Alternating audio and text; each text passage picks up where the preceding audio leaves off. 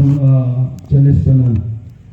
ఈ సమయంలో కూడా నేను సాక్షి చెప్పిన తలంచలేదు, అయినప్పుడు కూడా పరిశుద్ధుల ఒక నడిపింపు ఒక మూలకంగా సాక్షి చెప్పడానికి నా యొక్క జీవితాన్ని మీ ముందు పంచుకోవడానికి దేవుడు నాకు ఇచ్చినటువంటి అమూల్యమైన సమయం కొరకు దేవుడికి స్తోత్రం. నేను దేవుని యొక్క ఎరుగని యొక్క కుటుంబంలో నేను జన్మించుకుని మా యొక్క కుటుంబమైనది పలు విధమైన కష్టాలతో, పలు విధమైన శ్రమలతో, పలు విధమైన వ్యాధులతో ఇలాంటి ఒక కుటుంబం మా యొక్క కుటుంబం కనబడింది. ఎందుకంటే మా యొక్క నాన్నగారు నేను చిన్న వయసులో ఉండగా మా నాన్నగారికి యాక్సిడెంట్ అయిన నిమిత్తంగా ఆయన నడవలేని ఒక స్థితి యొక్క పరిస్థితి అనేది అలా వచ్చిన నిమిత్తంగా మా యొక్క కుటుంబముని నడిపించడానికి అది బహు కష్టకరంగా ఉండేది. ఒక్కడ చూసినట్లయితే మా ఇల్లు ఒక పరిస్థితి చూసినట్లయితే ఇంటికి వాకాళ్ళు లేదు, కిటికీలు లేవు.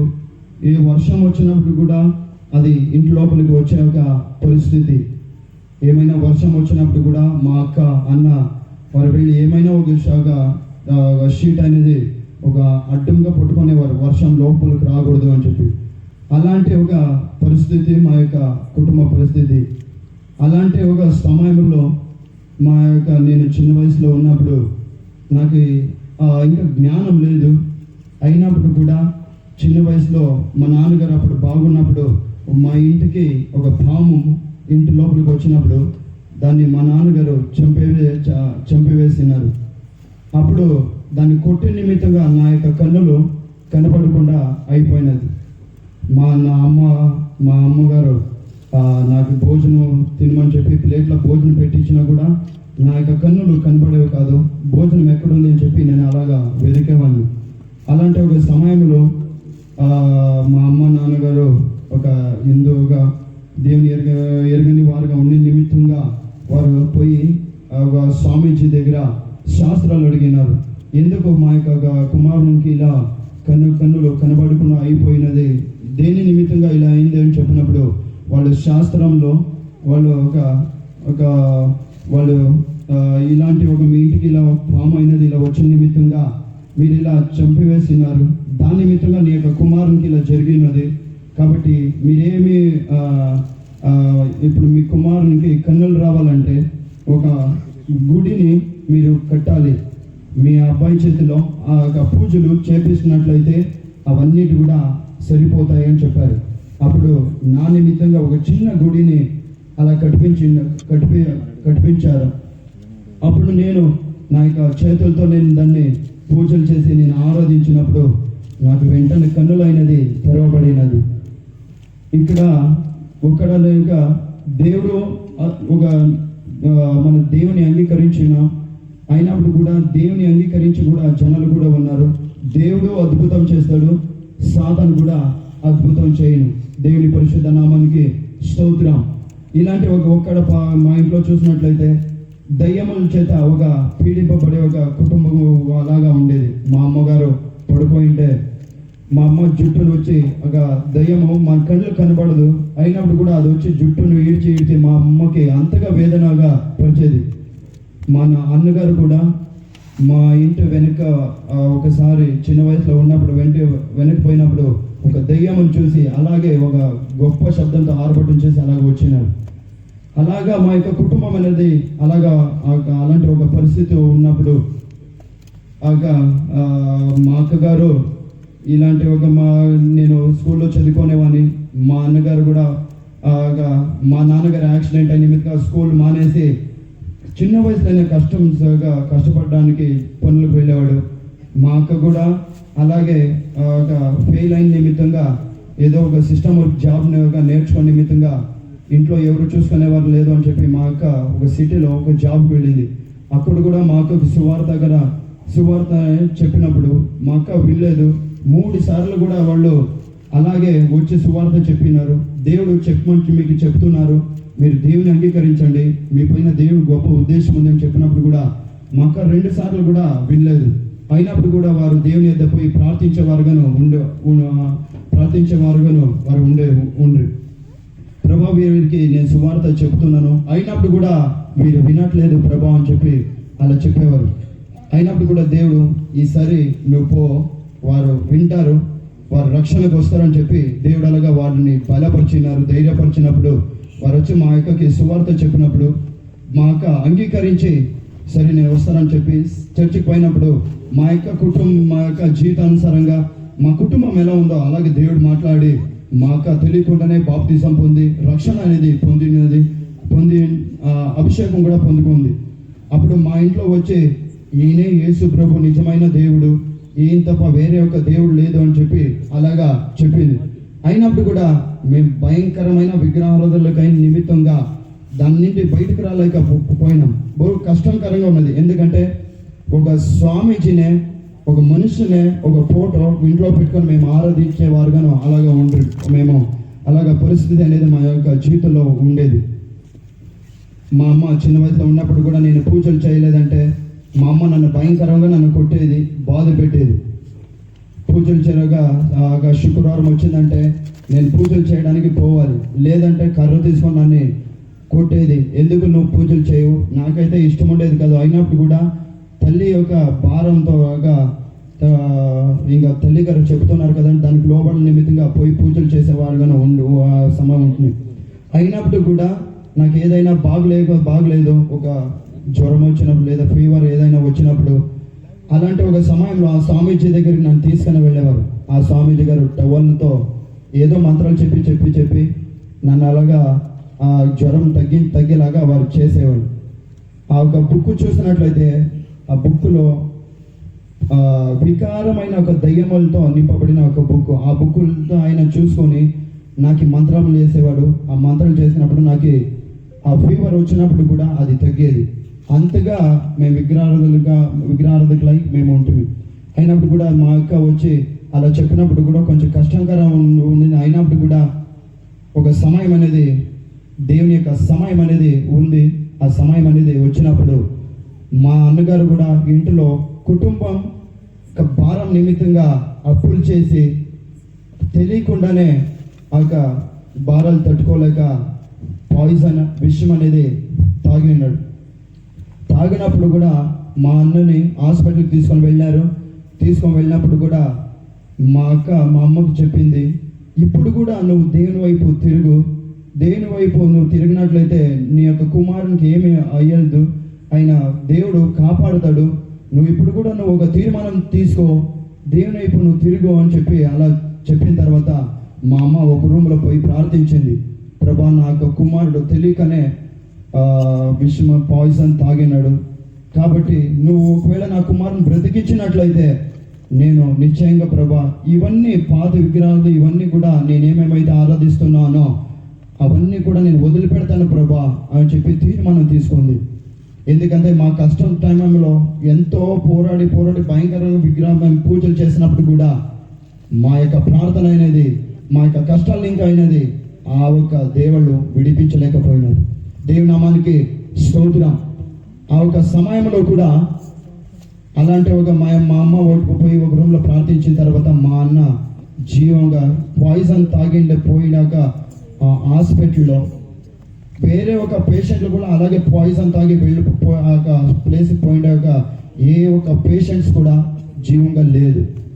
అక్కడ డాక్టర్ కూడా అలాగే సాక్షి చెప్పినారు, దేవుడు నేను బ్రతికించినాడు, ఇక్కడ వచ్చిన ఏ పేషెంట్స్ కూడా బ్రతకలేదు, నువ్వు ఒక్కడే జీవంగా వెళ్తున్నాడు అని చెప్పి అలాగా మా అన్నని మరలా దేవుడు మా అన్నకి జీవం ఇచ్చి మరలా బ్రతికించేలాగా దేవుడు చేశాడు. దేవుడు నామానికి స్తోత్రం. అలాగే నా యొక్క చిన్న బాల్యతనమైనది పలు విధమైన పాపములతో పలు విధమైన ఒక వ్యాధులతో కట్టబడిన ఒక స్థితులతో నేను చిన్న వయసు నుండే ఎదుగుతూ అలాగే వచ్చింది. అలాగే కూడా నా యొక్క ఎడ్యుకేషన్ అనేది పూర్తి 10th అయిన తర్వాత ఏ సబ్జెక్ట్ తీసుకోవాలో తెలియక నేను మా యొక్క టీచర్స్ మాటలు విని తెలియకుండా సబ్జెక్ట్స్ తీసుకొని ఫెయిల్ అయిపోయాను. అయినప్పుడు కూడా దేవుని కృప వల్ల మరలా నేను ఎప్పుడైతే రక్షణ అనేది దేవుని అంగీకరించి మరలా నేను దేవుని లోపలికి వచ్చినానో నేను ఎడ్యుకేషన్ అనేది చేయలేకపోయానో అది దేవుని మూలకంగా చేయడానికి దేవుడు నాకు సహాయం చేసినాడు. మొదటిగా నేను రక్షణ పొందింది 2014లో నేను ఒక అభిషేకం పొందింది 2016లో అభిషేకం పొందుకొని ఉన్నాను. మా అక్క కూడా ఒక స్వప్నమైనది దేవుడు చూపించినారు. నేను అప్పుడు ఇంకా బాప్టిజం పొందుకోలేదు. అప్పుడు మా అక్కకి దేవుడు స్వప్నం చూపించారు. ఆ స్వప్నంలో ఒక లారీ వెళుతూ ఉంది. ఆ లారీ వెళుతూ ఉంటే నేను బైక్లో వెళుతూ ఉన్నాను. కానీ తెలియకుండానే ఆ లారీ కింద పడి నేను చనిపోయినాను. చనిపోయిన వెంటనే నా ఆత్మ వచ్చి మా అక్క దగ్గర అలా చెప్తూ ఉంది, నువ్వెందుకు దేవుని గురించి నాకు సరైన విధిగా నువ్వు చెప్పలేదు? నేను ఇప్పుడు నరకానికి వెళుతున్నాను, నువ్వు సరైన విధంగా నాకు చెప్పింటే నేను ఈరోజు పరలోక రాజ్యానికి వెళ్ళామని చెప్పి అలా చెప్పిన తర్వాత మా అక్క స్వప్నంలోనే మళ్ళా భయపడి లేచి ఏడ్చింది. ఎందుకు ఏమైంది అన్నప్పుడు ఇలాగా స్వప్నం నేను చూశాను, ఇలాగా వసంతిలో చనిపోయాడు అని చెప్పి ఆ ఆత్మ వచ్చి నా దగ్గర ఇలా చెప్తూ ఉంది, ఎందుకు నువ్వు దేవుని గురించి చెప్పలేదు? ఈరోజు నేను నరకానికి పోతున్నాను అని చెప్పి అలా చెప్పిన తర్వాత నాకు ఒక భయం కలిగింది.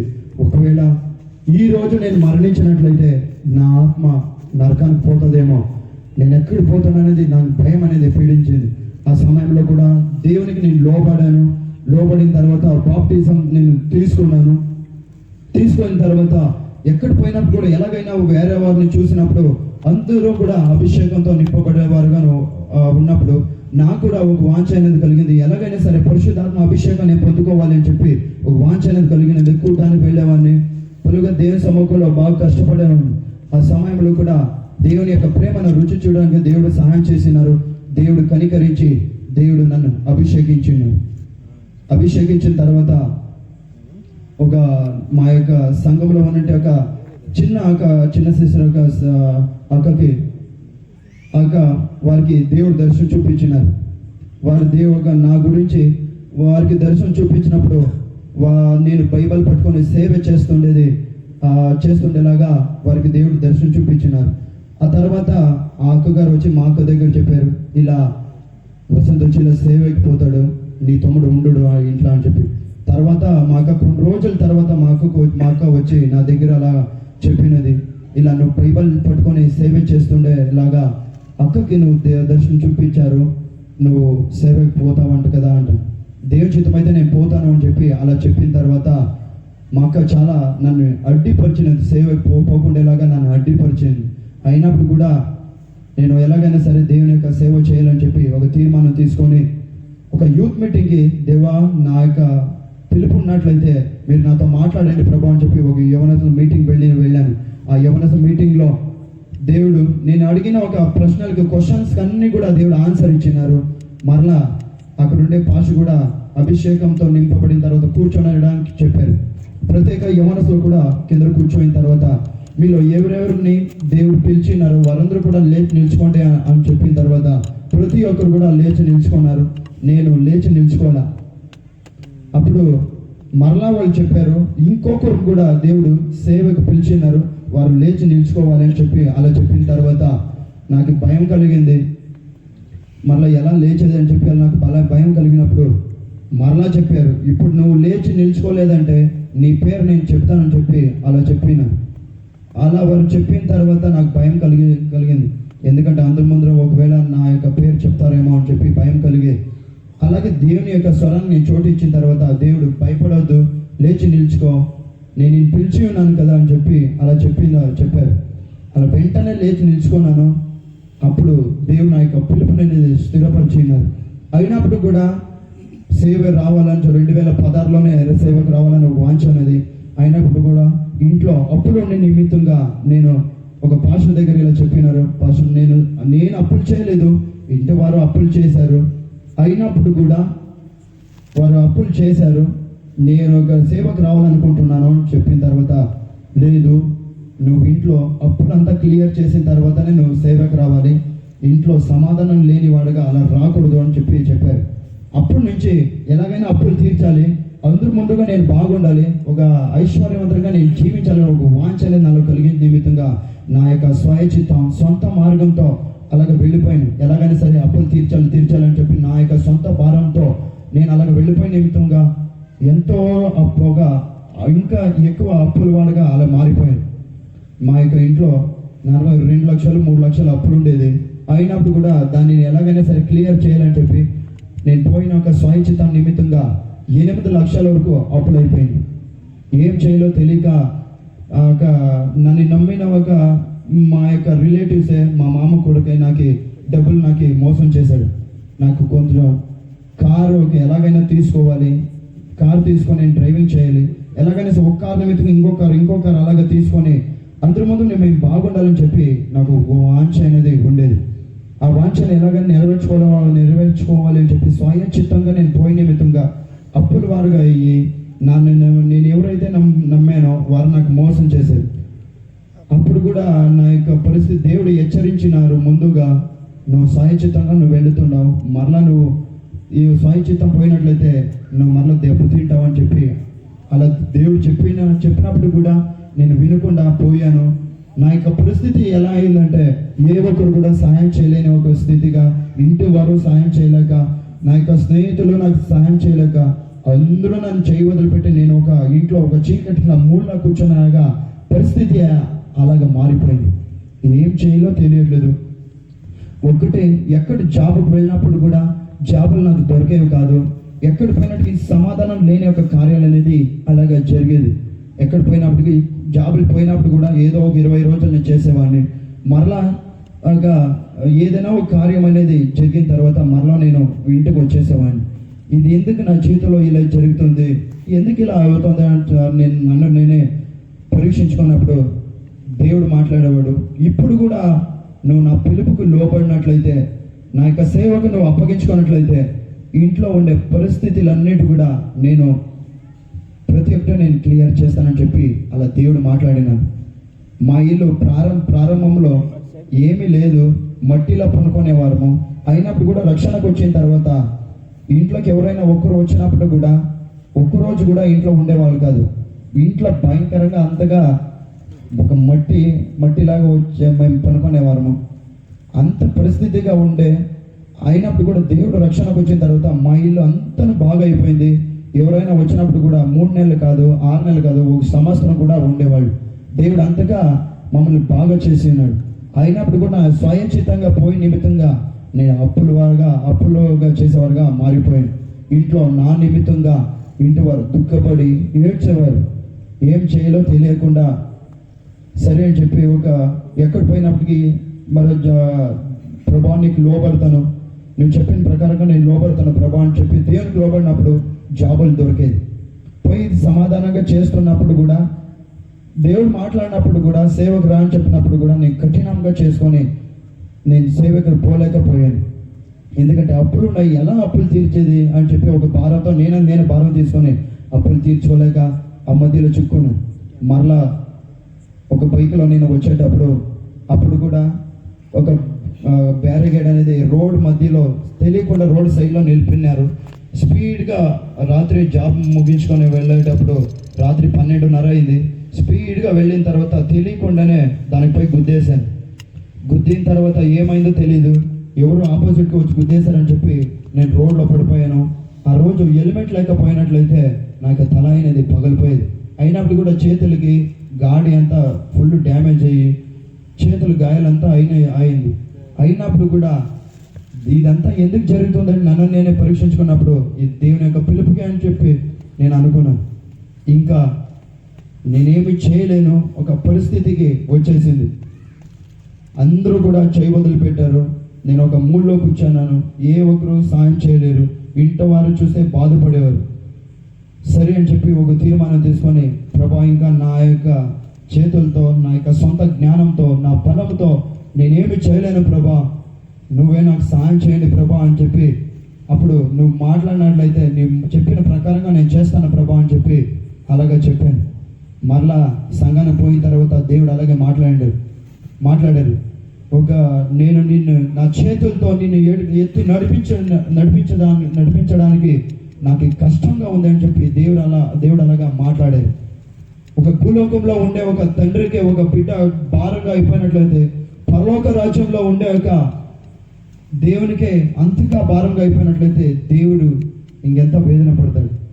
అయినప్పుడు కూడా సరే ప్రభా నువ్వు చెప్పిన ప్రకారమే నేను చేస్తాను ప్రభా అంటున్నప్పుడు నువ్వు నాకు ప్రశ్న నువ్వు లోబడు, నువ్వు నా చెప్పిన ప్రకారంగా నువ్వు నా సేవకు అప్పగించుకో, అన్నీ నేను క్లియర్ చేస్తాను, యోనలాగా నువ్వు ఉన్ని నిమిత్తంగా కలవరం లేస్తుంది అని చెప్పి అలా మాట్లాడిన తర్వాత నేను దేవుని చిత్తానికి పరిపూర్ణంగా అప్పగించుకున్నాను.